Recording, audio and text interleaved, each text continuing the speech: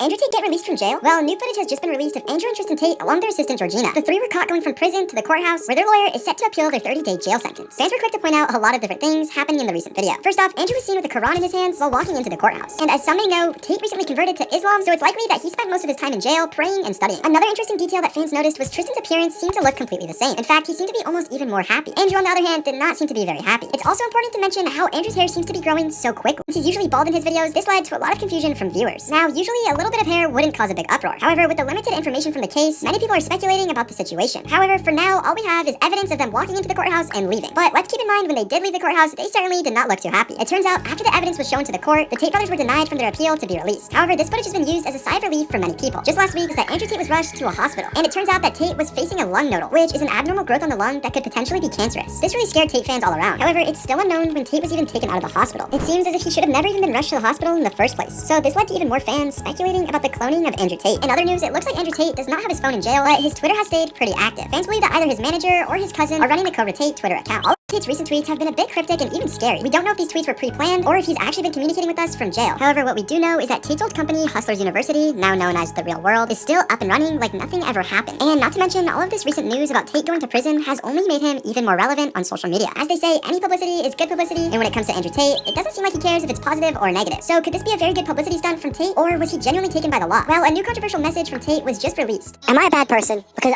the more you didn't like it, the more I enjoyed it. I loved how much you hated it.